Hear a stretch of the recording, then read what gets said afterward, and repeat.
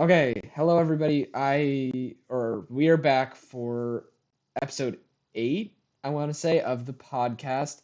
We have for the third time returning guest Daddy.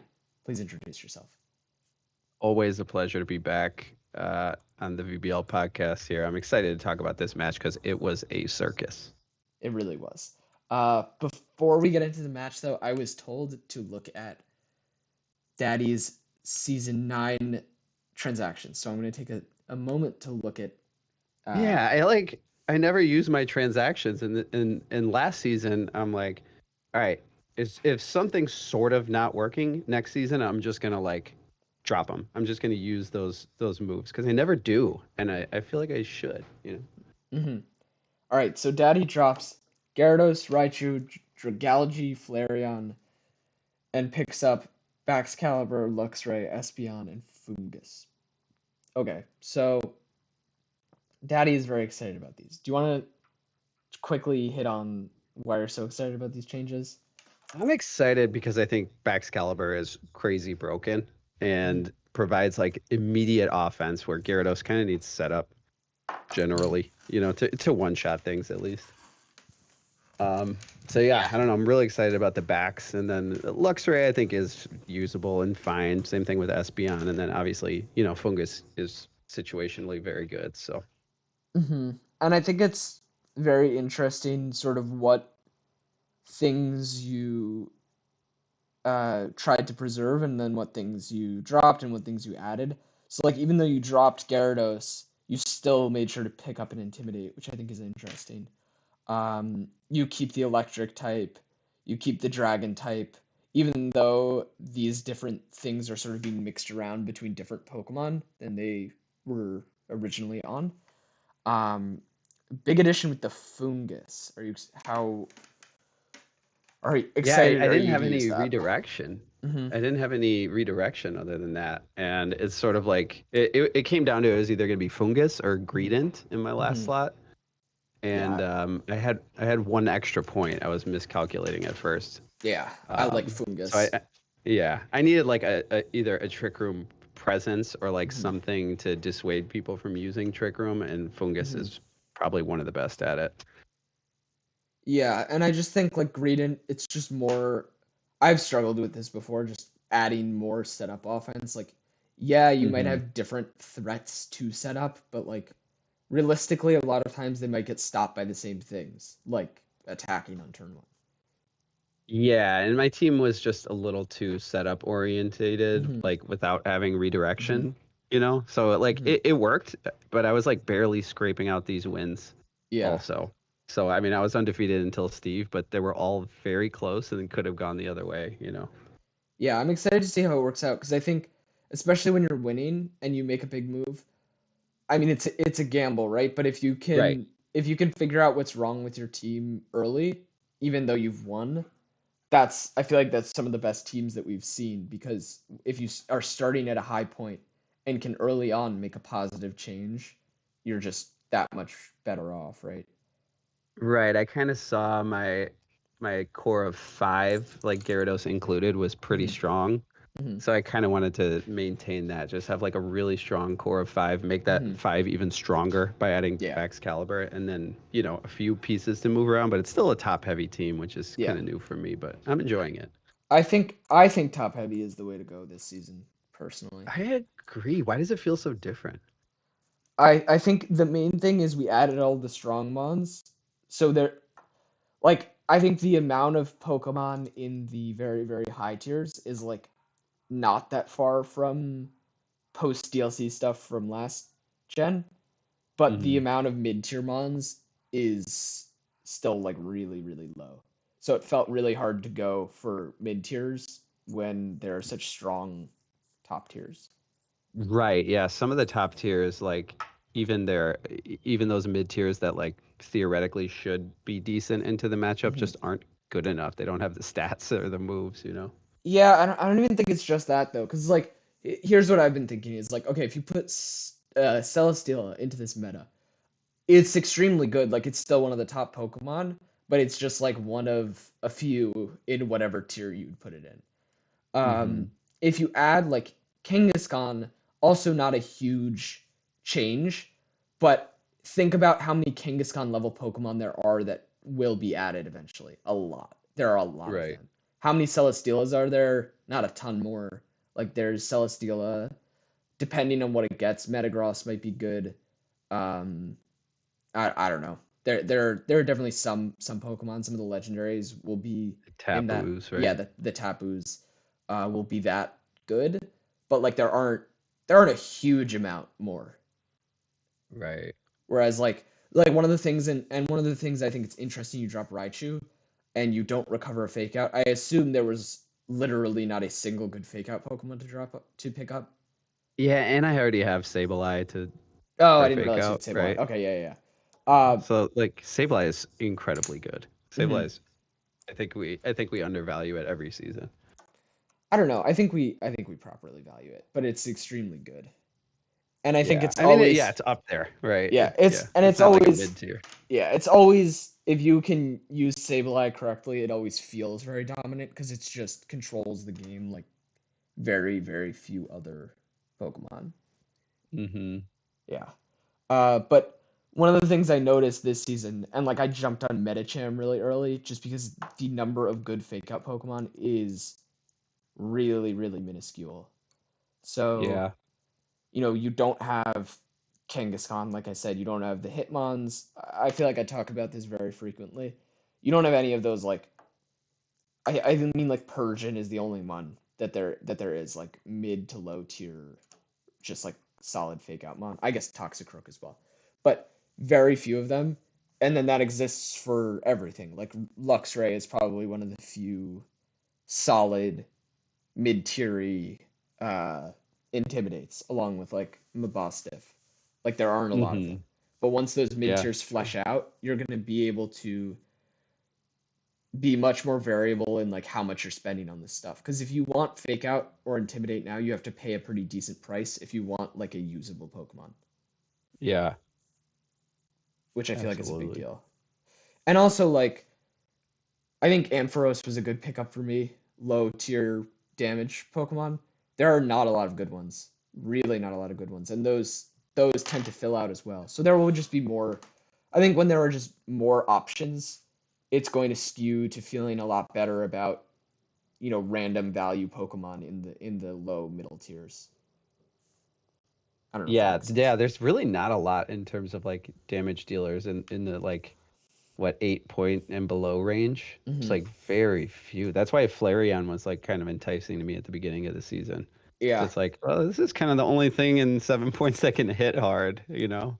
yeah. I forget what Ampharos is in, either 4 or 5. I thought it was like the best Pokemon in the best damage dealer in the tier. There are some solid like utility mons in those tiers, but Yeah, I'm looking at Impidimp. Yeah, I guess Sawsbuck is there. That's probably the next closest thing. Or Phalanx. People yeah, like Phalanx this season, I, apparently.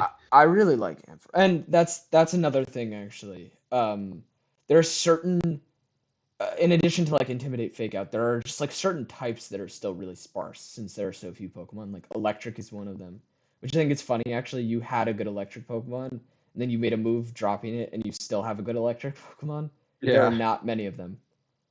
Uh, Not at all. Uh, fewer water mons than I thought too, because I was looking later in the draft for some water Pokemon, and again, Yeah. not a lot. Yeah, I was like combing through the board looking for a water Pokemon to add to my team when Hmm. I dropped Gyarados, and there's nothing. There's Clawitzer. Like Yeah. that's it. Yeah, and Cloudster is good. It It didn't is fit on good. my team. That was one of the Pokemon that I looked at, and I was like, if I want a water type, I need to get Cloudster, and I had like Sylveon and Arboliva, and I was like, yeah, no. Right. Um, yeah, so I think the Gen 9 stuff is an interesting point right now. I'm excited to see some more Pokemon get added for sure. But Yeah, I'm not a huge fan of this particular format for draft so far. yeah, I don't know. There are positives and negatives. It's definitely different right now than it has been. Just with Like considerably different. I feel like I don't know. This the runes and the paradox mons are so strong. I feel like it just nullifies so many of the I like. I actually don't think it's I mean we can talk about this more later in the season, end of the season, whatever. Hmm. I really don't think it's that. Cause like Celesteela, Tapu Fini, like those are incredibly good Pokemon. Like we've had incredibly good Pokemon. That's Um, true. I think there's just there's something to be said for um yeah, the mid tiers are just really sparse right now. And the fact that the top tiers are like pretty strong. Hmm. I really don't think that they're like absurdly strong, but they're definitely quite strong. And that balance is kind of thrown off right now. Yeah, Yeah. agreed. And I But mean like anyways, mhm, just yeah. Yeah. to go back to To season season one. one. Yes. I hope This everybody match. Whew. yeah. I hope everybody enjoyed the Gen 9 talk, but we are now going back to Gen 8, back to season 1, turning back the history books, me versus Tom.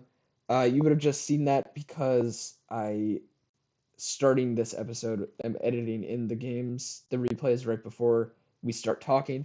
So hope you enjoyed that. Uh, so I'm going to first go with my takeaway because I had a very Yeah, strong yeah. takeaway, and then I'll ask you what you think, Daddy. Um, so this set, I didn't remember it specifically like before flicking it on, but then immediately when I flicked it on, I knew exactly what happened. Which I can't say is something that happens with all of the week one, the season one stuff because it's so old. But this just stands out to me as like the epitome of what my season one team and play became of just specifically with the Excadrill just not using it properly and also just not understanding how to use max properly. Like I was targeting poorly, I was using the wrong moves. Like I was trying to max knuckle up to boost my damage as a I just needed to kill the weakness policy Hippowdon that was sitting in front of me. So I was not a fan of how I used the max in game one, and then in game two, uh, really like no strategy into the Hippowdon. Um, really bad switch where I basically just killed my only max target. Um, and I think the key takeaway from the second game was that I was uh, faced with a threat that I was not properly prepared for in Hippowdon. And instead of trying to game plan around it in a way that made sense, I just imploded. Yeah, that sounds about right. It definitely felt like a season one game. Like the from the way the teams were constructed to like some of the plays that were made, like It was I mean, bad. you came out with that very strong lead for Excadrill and Tyranitar is obviously incredible, right? Yeah. But that weakness policy hippo popped, and then it was kind of like I can tell you were kind of like, well, I don't know what to do about this, so it just kind of ran wild in that Yeah. first game. Yeah. The other thing that I thought was kind of interesting was the Fletchinder spamming fly. What was that I don't about? know Do you what that remember? play was. I Yeah, that's I what would I was trying to figure out. I'm I like, what was he going for here? would like the I was trying to think what was I even thinking? Like did I think he was going to read me or was I trying to make some elaborate read where he would attack the Fletchinder expecting me to max guard, but that I was thinking about it, I was like that makes no sense. So what was I thinking? I have no idea. Because Yeah, clearly I was I was I thought assuming he you was were thinking attacking me. like I'm gonna stall out his Dynamax with fly Yeah. or something, which kind of could make sense.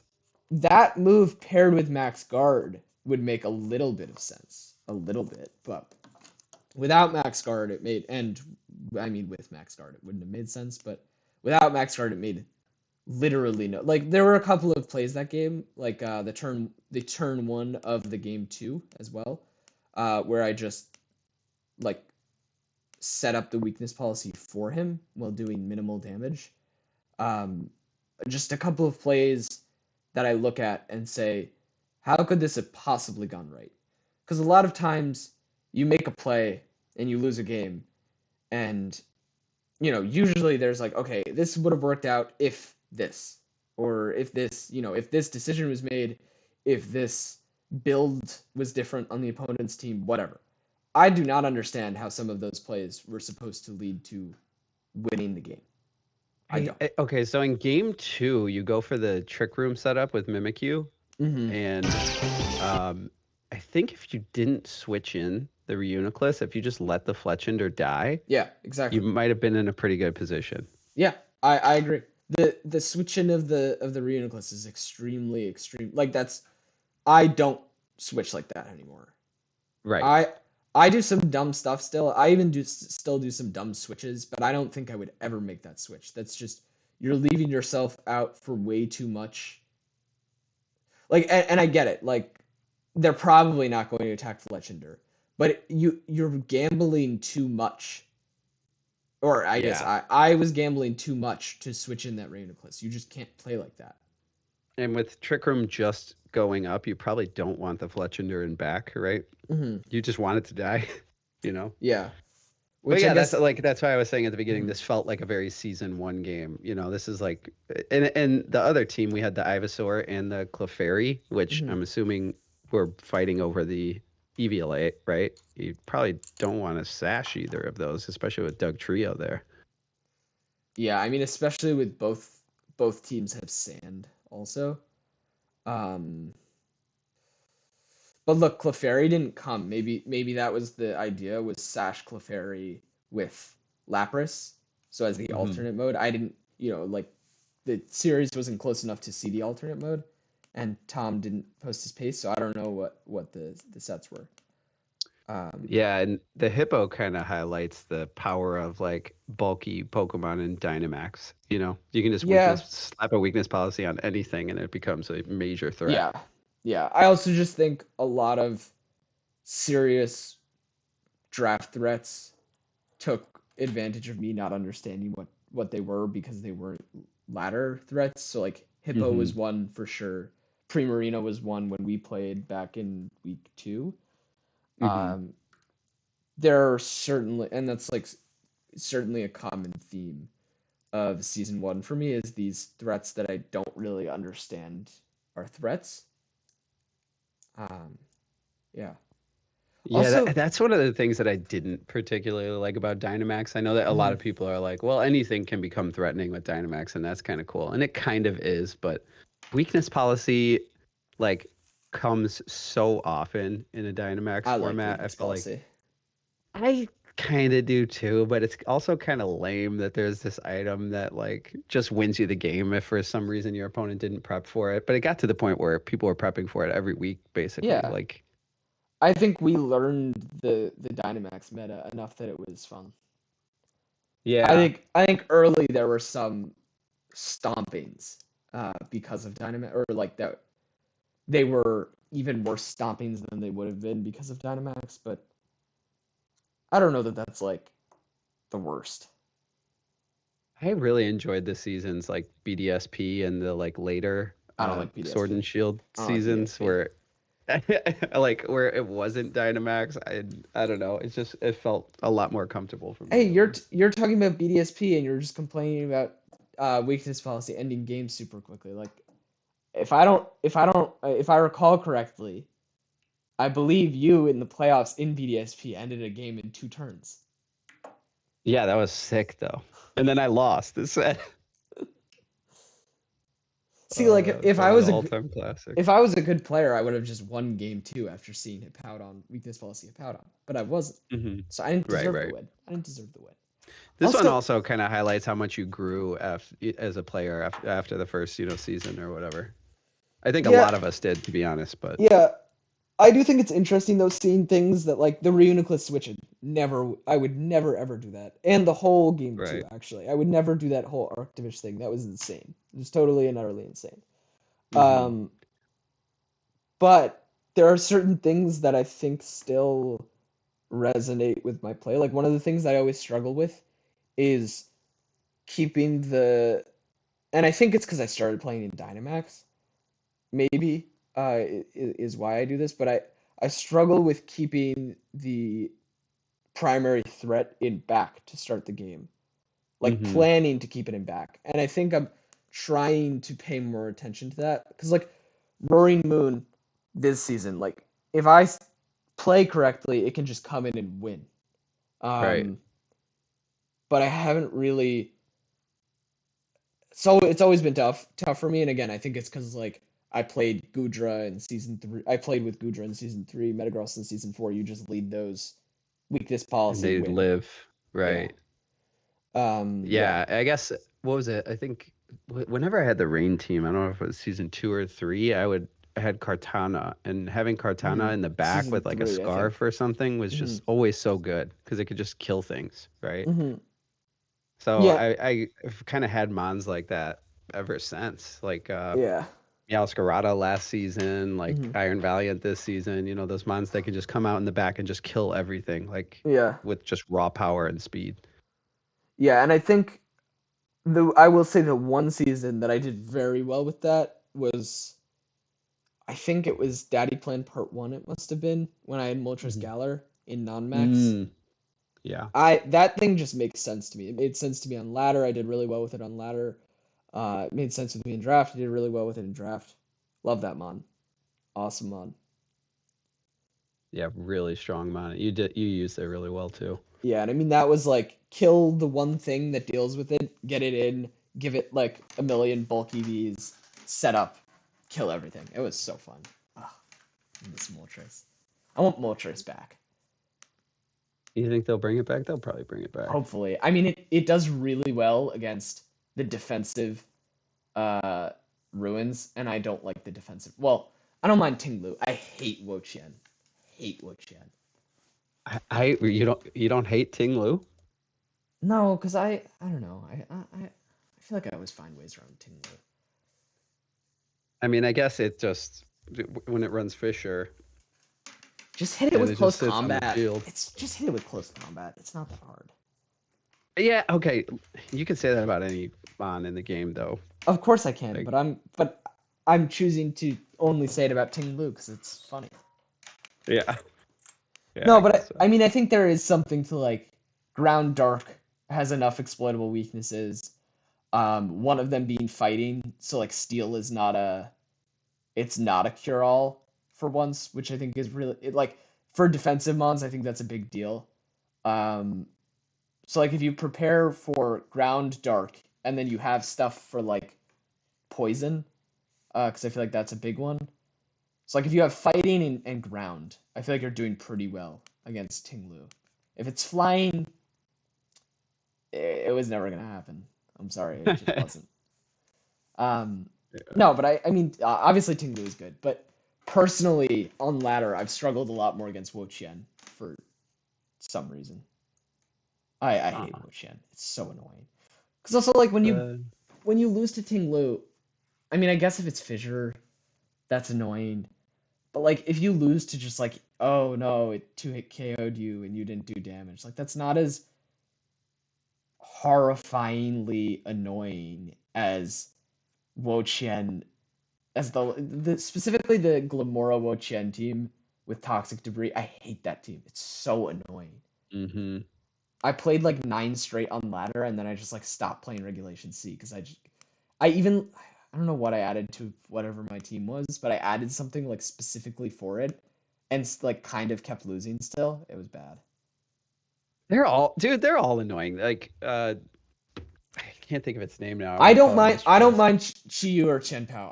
Honestly I don't.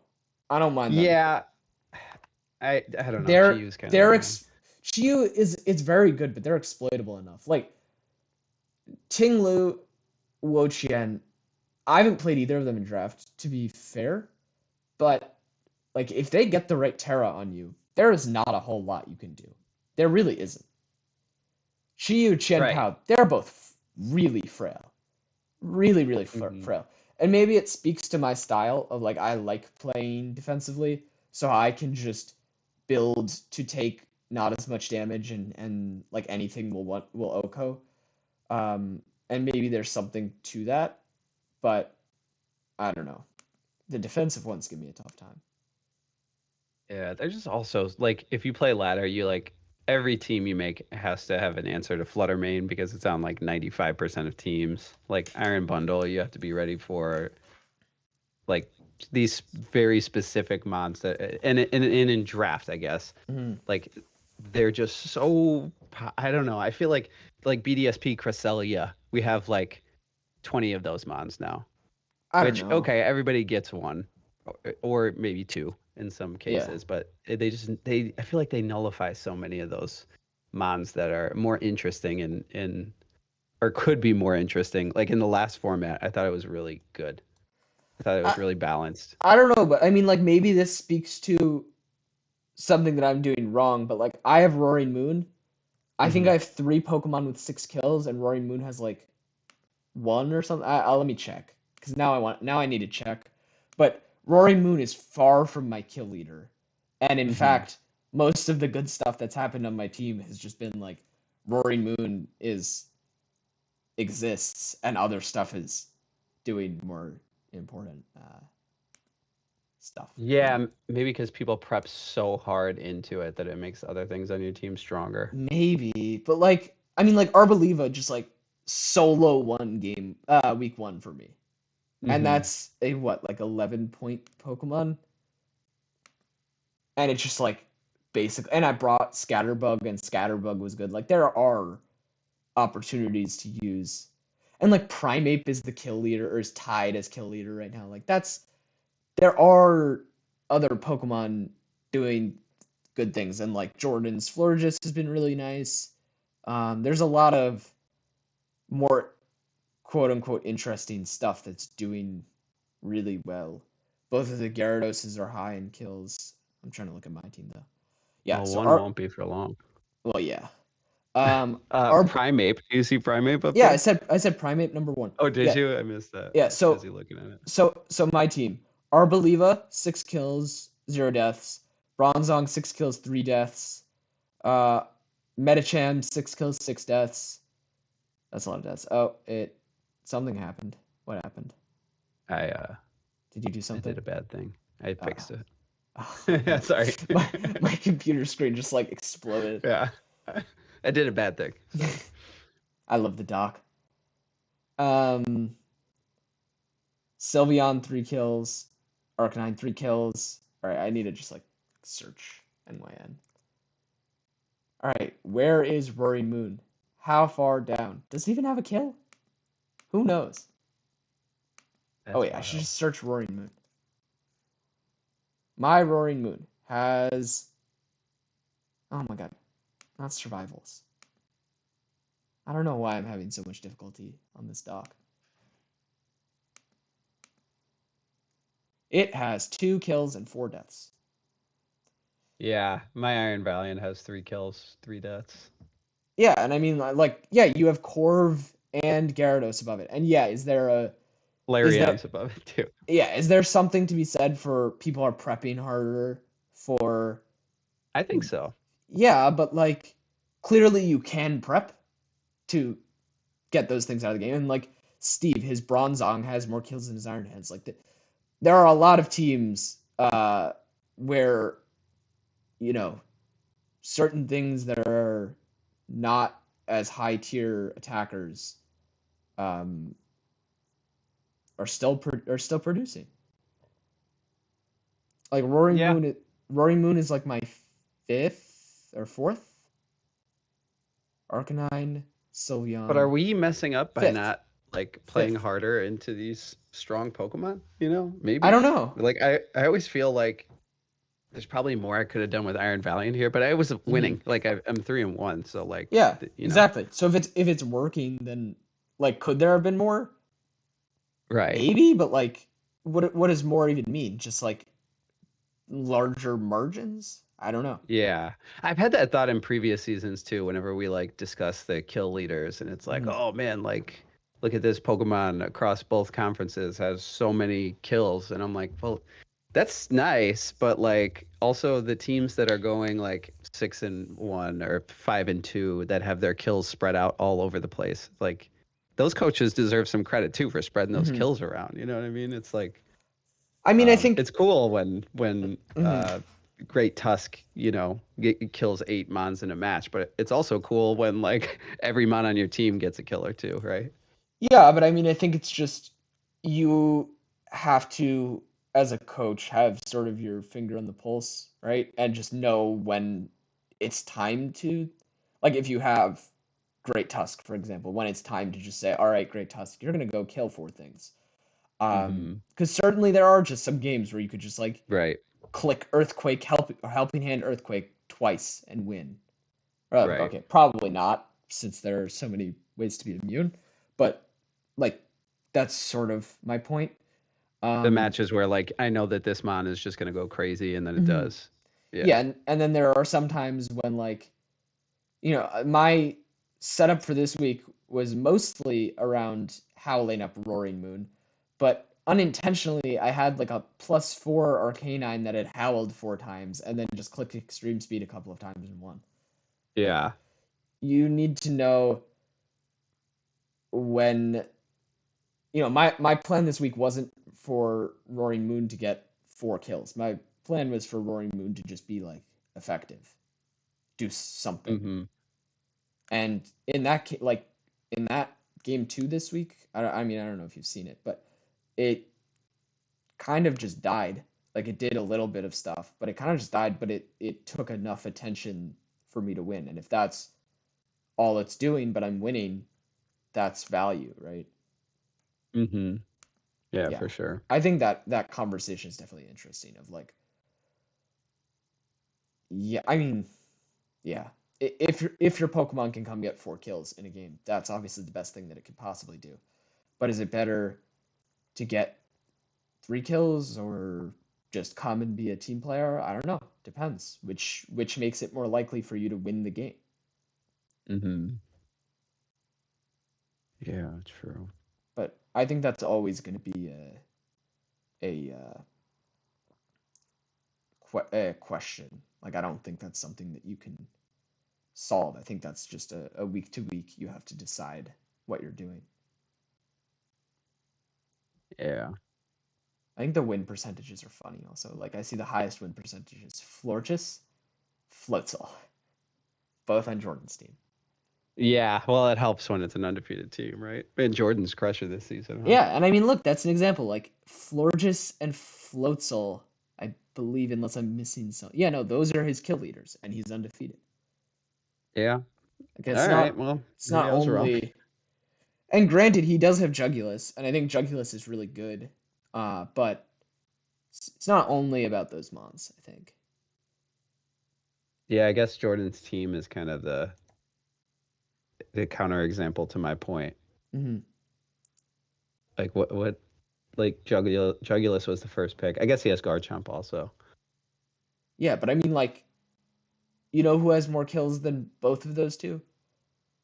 Florgel, sorry, Florges and Floatzel, Right. and Electros are his Yeah, three and kill those are all leaders. very mid-tier mons for sure. Yeah, I think Florges might be a little higher. I don't know if it is, but I would assume that it's tiered a little higher. It's Um, 12. yeah, so it's like bordering on mid, but yeah, I would put that in mid probably. Mm-hmm. Um, but yeah, Eel is, Floatzel is. I had both of them last season. I was not undefeated. Not close to undefeated. In fact, I was winless until the last week of the season. Um, Really? yeah, Oh my God. I didn't even have like a game win until like week 4 or 5, I think. It was bad. Oh yeah, because we were smack talking until like halfway through the season. I We were remember. smack talking until like week 2, and then I stopped Yeah, I remember. because it got a little tough. Yeah, hopefully I can make the playoffs and maybe win a playoff game. It would feel really great to be able to do that once ever. Oh my God, have you not? I think I've Oh, have you made the not playoffs won? 4 or 5 times now. I've never won a playoff game. That's why, I mean, basically just the Sixers of this league. No. Yeah, pretty much. Oh, okay, yeah. I'm I don't know, what am I? I guess I'm like, no, I can't say that. I was gonna say Michael Jordan. I was gonna do Yeah, some you Michael can I say was gonna that. do some Michael Jordan slander. I was gonna say I don't always make the finals, but when I do, I win. It sounds like Tay, to be honest. No, Tay just always makes the finals. Tay is That's LeBron. yeah, you're right. That's true. Tay is LeBron in that way. Well, Tay is both because he always makes the finals and then also always wins the finals. Yeah, but we're Tay free this season, so Steve's been looking pretty good too. Steve and Jordan have Steve both had great. I mean, Steve and Jordan Steve have looked. like crushed an undefeated team.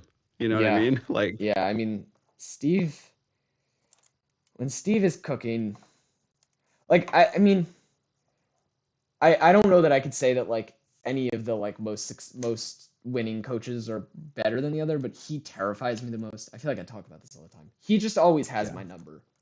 Like No, I know. I feel the he's same that. way. I've never beaten Steve, and that's the only like coach that's been around for multiple Mhm. seasons that I have not beaten, which is Yeah. crazy because me and Steve have faced off many times, and I have I never won. I beat Steve once, but it was I maybe the most RNG win of all of my draft matches. He missed three straight sings.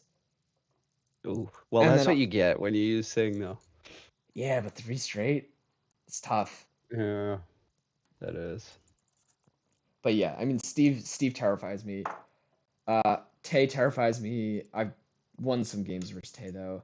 AC I think used to always beat me, but I think last match or two I beat him. But Yeah, I'd yeah. like to see AC come back. AC is always fun to watch. Yeah, AC always makes the finals. That's a classic. Oh, the classic second place AC finish. I think if Was it like AC 2 or 3 seasons in a row? yeah, I think if AC comes back, I think immediate championship. I would put money on it. I wouldn't. Don't nobody like write that down. Yeah, I think especially at this point in the VBL-S, like I don't know if it's not Tay that you're putting your money on, everybody like it's just a league full of killers at this point. I'm not putting my money on a single team to win. It's too unlikely. Yeah, yeah. This season, I feel like it could be anybody. I think most seasons or no. I think base every season it could be anyone. Obviously like Tay put himself in a position where just like he could win. What was it, three in a row? Was it three? Think so. Yeah. Obviously, VBLN was in there too. I don't know if we're yeah, counting that that. doesn't count. Fake league. Yeah. Yeah, I mean, he obviously credit to him that he put himself in position to win three straight and won three straight, obviously. But I mean, I think all of those seasons, I think there were a number of teams that realistically could have won too. Like, I mean, we do a lot of the jokes about like, Tay is unbeatable, but I think there are a lot of very, very strong coaches who, when playing their best, can't be counted out of any matchup, really. hmm Yeah, and looking at the standings this season, there's only one undefeated team. It's Joseph Joestar, and he's only -4 at 0-3. So like, Oh, winless.